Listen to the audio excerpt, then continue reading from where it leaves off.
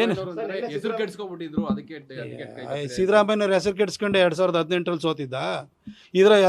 ಹೆಸರು ಕೆಡಿಸ್ಕೊಂಡಿದ್ರಲ್ಲೇ ವಾಪಸ್ ಬಾದಾಮಿಂದ ಇಲ್ಲಿ ಓಡ್ ಬಂದಿದ್ದ. ಇವೆಲ್ಲ ಮಾತಾಡ್ಬಾರ್ದು ಹಿರಿಯ ರಾಜಕಾರಣಿ ಅವ್ರ ಬಗ್ಗೆ ನನಗೆ ಹೇಳ್ತಾ ಹೋಗ್ಲ ಹಾಗಾದ್ರೆ. ಅವ್ರ ಚುನಾವಣೆಯಲ್ಲಿ ಎಷ್ಟು ಚುನಾವಣೆಯಲ್ಲಿ ಸೋತಿದ್ದಾರೆ ನನಗೆ ಬಿಡಿ. ಟಿಕೆಟ್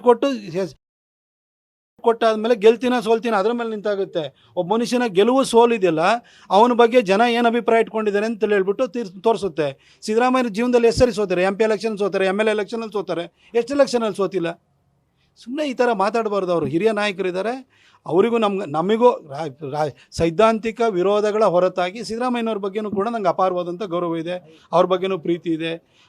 ಅವ್ರಿಗೂ ನಾನು ಮೈಸೂರಿನ ಒಬ್ಬ ನಾಗರಿಕನಾಗಿ ನಾನು ಅವ್ರ ಬಗ್ಗೆ ನಮ್ಮ ಭಾಗದ ಮುಖ್ಯಮಂತ್ರಿ ಅಂತ ಅವ್ರ ಬಗ್ಗೆನೂ ನಂಗೆ ಅಭಿಮಾನ ಇದೆ. ಆದರೆ ಅವ್ರು ಆ ಥರ ಎಲ್ಲ ಮಾತಾಡಬಾರ್ದು. ನ್ಯೂಸ್ ಫಸ್ಟ್ ನಿರ್ಭೀತಿಯಿಂದ ನಿಮ್ಮ ಪರವಾಗಿ.